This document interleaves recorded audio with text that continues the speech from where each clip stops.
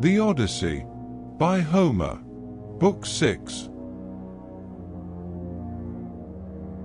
So here Ulysses slept, overcome by sleep and toil, but Minerva went off to the country and city of the Phaeacians, a people who used to live in the fair town of Hypereia, near the lawless Cyclopes.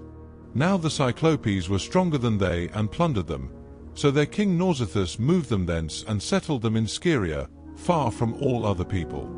He surrounded the city with a wall, built houses and temples, and divided the lands among his people. But he was dead and gone to the house of Hades, and King Alcinous, whose counsels were inspired of heaven, was now reigning. To his house, then, did Minerva hie in furtherance of the return of Ulysses. She went straight to the beautifully decorated bedroom in which there slept a girl who was as lovely as a goddess, Nausicaa, daughter to King Alcinous.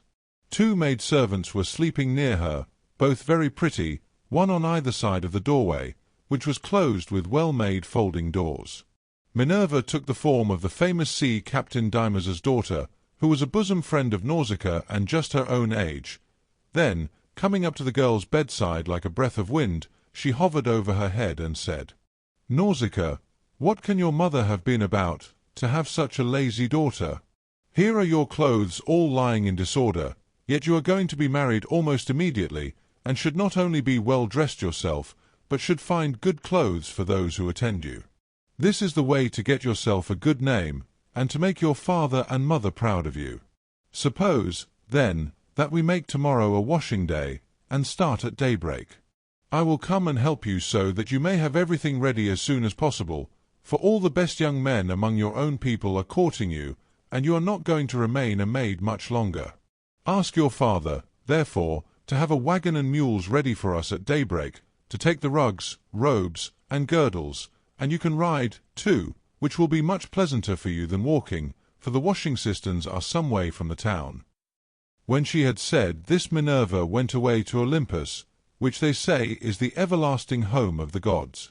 Here no wind beats roughly, and neither rain nor snow can fall, but it abides in everlasting sunshine and in a great peacefulness of light, wherein the blessed gods are illumined for ever and ever. This was the place to which the goddess went when she had given instructions to the girl. By and by morning came and woke Nausicaa, who began wondering about her dream. She therefore went to the other end of the house to tell her father and mother all about it, and found them in their own room. Her mother was sitting by the fireside spinning her purple yarn with her maids around her, and she happened to catch her father just as he was going out to attend a meeting of the town council, which the Phaeacian alderman had convened. She stopped him and said, "Papa dear, could you manage to let me have a good big wagon? I want to take all our dirty clothes to the river and wash them. You are the chief man here, so it is only right that you should have a clean shirt when you attend meetings of the council. Moreover, you have 5 sons at home, 2 of them married, while the other 3 are good-looking bachelors. You know they always like to have clean linen when they go to a dance, and I have been thinking about all this." She did not say a word about her own wedding, for she did not like to, but her father knew and said, "You shall have the mules, my love, and whatever else you have a mind for. Be off with you, and the men shall get you a good strong wagon with a body to it that will hold all your clothes." On this he gave his orders to the servants, who got the wagon out, harnessed the mules, and put them to, while the girl brought the clothes down from the linen room and placed them on the wagon. Her mother prepared her a basket of provisions with all sorts of good things, and a goat skin full of wine. The girl now got into the wagon, and her mother gave her also a golden cruse of oil, that she and her women might anoint themselves. Then she took the whip and reins and lashed the mules on, whereon they set off, and their hoofs clattered on the road. They pulled without flagging, and carried not only Nausicaa and her wash of clothes, but the maids also who were with her. When they reached the waterside, they went to the washing cisterns, through which there ran at all times enough pure water to wash any quantity of linen, no matter how dirty. Here they unharnessed the mules and turned them out to feed on the sweet juicy herbage that grew by the waterside. They took the clothes out of the wagon, put them in the water, and vied with one another in treading them in the pits to get the dirt out. After they had washed them and got them quite clean, they laid them out by the seaside, where the waves had raised a high beach of shingle, and set about washing themselves and anointing themselves with olive oil. Then they got their dinner by the side of the stream, and waited for the sun to finish drying the clothes. When they had done dinner, they threw off the veils that covered their heads and began to play at ball, while Nausicaa sang for them. As the huntress Diana goes forth upon the mountains of Taygetus or Erymanthus to hunt wild boars or deer, and the wood nymphs, daughters of Aegis-bearing Jove, take their sport along with her, then is Leto proud at seeing her daughter stand a full head taller than the others, and eclipse the loveliest amid a whole bevy of beauties. Even so did the girl outshine her handmaids. When it was time for them to start home, and they were folding the clothes and putting them into the wagon, Minerva began to consider how Ulysses should wake up and see the handsome girl who was to conduct him to the city of the Phaeacians. The girl, therefore, threw a ball at one of the maids, which missed her and fell into deep water.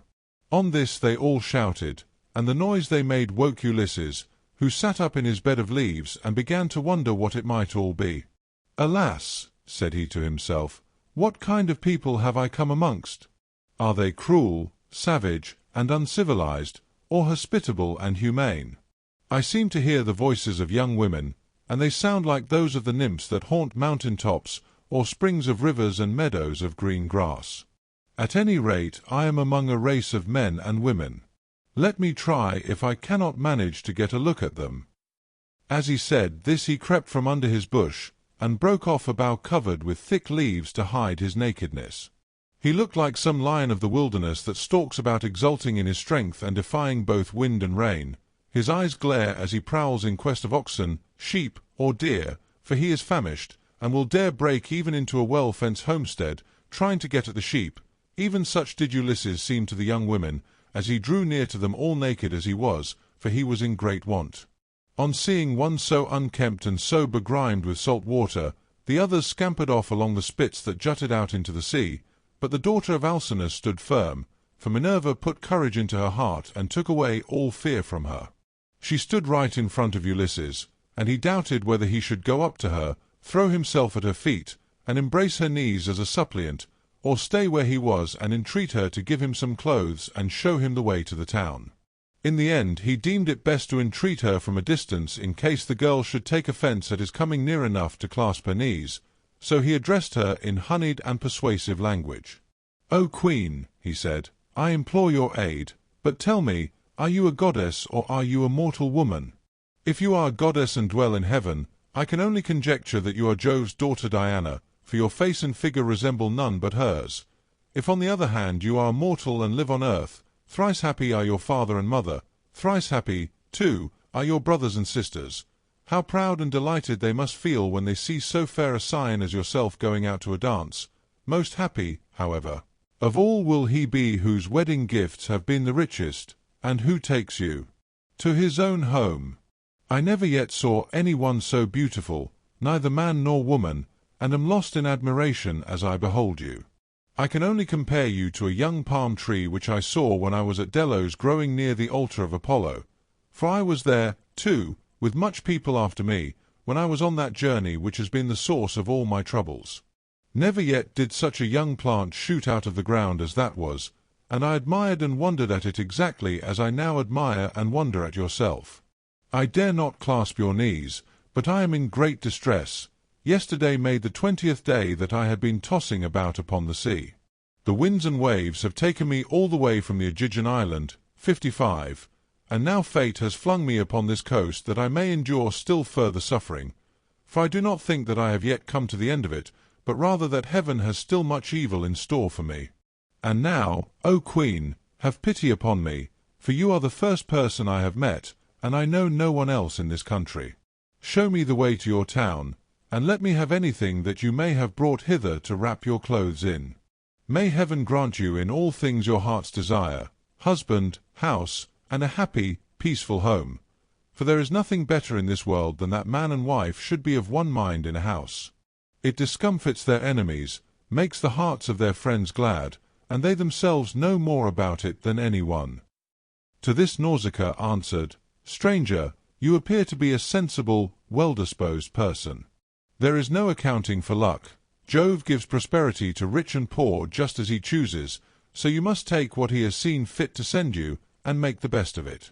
Now, however, that you have come to this our country, you shall not want for clothes nor for anything else that a foreigner in distress may reasonably look for. I will show you the way to the town, and will tell you the name of our people.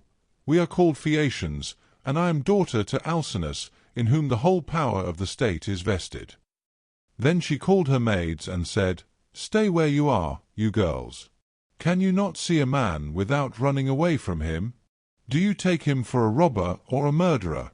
Neither he nor anyone else can come here to do us Phaeacians any harm, for we are dear to the gods, and live apart on a land's end that juts into the sounding sea, and have nothing to do with any other people. This is only some poor man who has lost his way, and we must be kind to him, for strangers and foreigners in distress are under Jove's protection, and will take what they can get and be thankful. So, girls, give the poor fellow something to eat and drink, and wash him in the stream at some place that is sheltered from the wind." On this the maids left off running away and began calling one another back. They made Ulysses sit down in the shelter as Nausicaa had told them, and brought him a shirt and cloak. They also brought him the little golden cruse of oil, and told him to go and wash in the stream. But Ulysses said, "Young women, please to stand a little on one side, that I may wash the brine from my shoulders and anoint myself with oil, for it is long enough since my skin has had a drop of oil upon it. I cannot wash as long as you all keep standing there. I am ashamed to strip before a number of good-looking young women." Then they stood on one side and went to tell the girl, while Ulysses washed himself in the stream and scrubbed the brine from his back and from his broad shoulders. When he had thoroughly washed himself, and had got the brine out of his hair, he anointed himself with oil, and put on the clothes which the girl had given him. Minerva then made him look taller and stronger than before. She also made the hair grow thick on the top of his head, and flow down in curls like hyacinth blossoms. She glorified him about the head and shoulders as a skilful workman who has studied art of all kinds under Vulcan, and Minerva enriches a piece of silver plate by gilding it. And his work is full of beauty. Then he went and sat down a little way off upon the beach, looking quite young and handsome, and the girl gazed on him with admiration. Then she said to her maids, "Hush, my dears, for I want to say something. I believe the gods who live in heaven have sent this man to the Phaeacians. When I first saw him I thought him plain, but now his appearance is like that of the gods who dwell in heaven. I should like my future husband to be just such another as he is, if he would only stay here and not want to go away. However, give him something to eat and drink." They did as they were told, and set food before Ulysses, who ate and drank ravenously, for it was long since he had had food of any kind. Meanwhile, Nausicaa bethought her of another matter.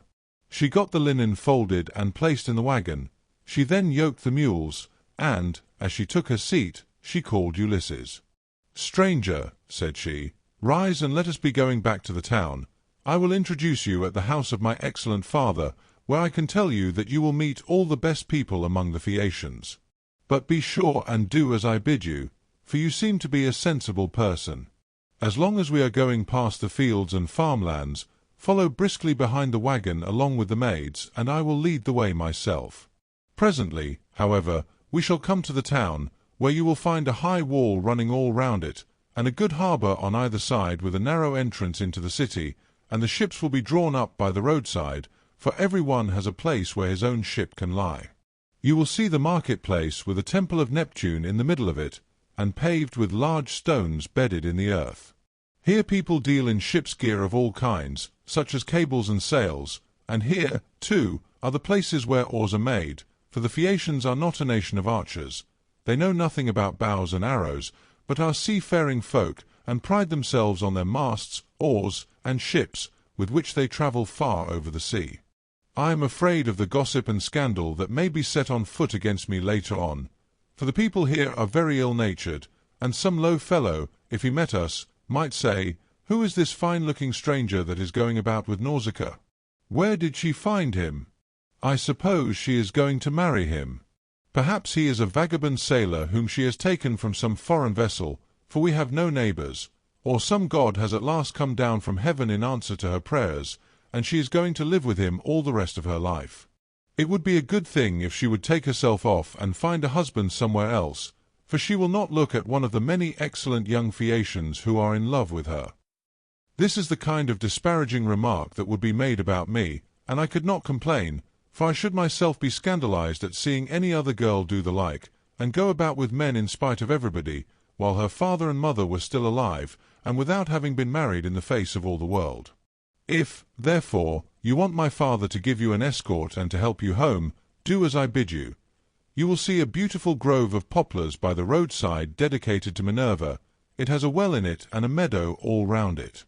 Here my father has a field of rich garden ground, about as far from the town as a man's voice will carry. Sit down there and wait for a while till the rest of us can get into the town and reach my father's house. Then, when you think we must have done this, come into the town and ask the way to the house of my father Alcinous. You will have no difficulty in finding it. Any child will point it out to you, for no one else in the whole town has anything like such a fine house as he has.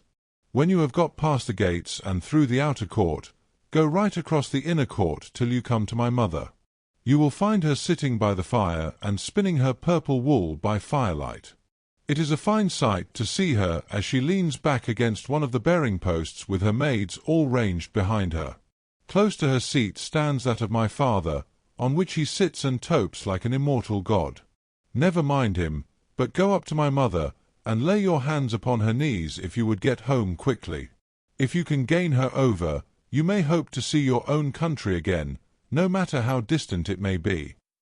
So saying, she lashed the mules with her whip, and they left the river. The mules drew well, and their hoofs went up and down upon the road. She was careful not to go too fast for Ulysses and the maids who were following on foot along with the wagon, so she plied her whip with judgment. As the sun was going down, they came to the sacred grove of Minerva, and there Ulysses sat down and prayed to the mighty daughter of Jove. "Hear me," he cried, "daughter of aegis-bearing Jove, unweariable, hear me now, for you gave no heed to my prayers when Neptune was wrecking me. Now, therefore, have pity upon me and grant that I may find friends and be hospitably received by the Phaeacians." Thus did he pray, and Minerva heard his prayer, but she would not show herself to him openly, for she was afraid of her uncle Neptune, who was still furious in his endeavors to prevent Ulysses from getting home.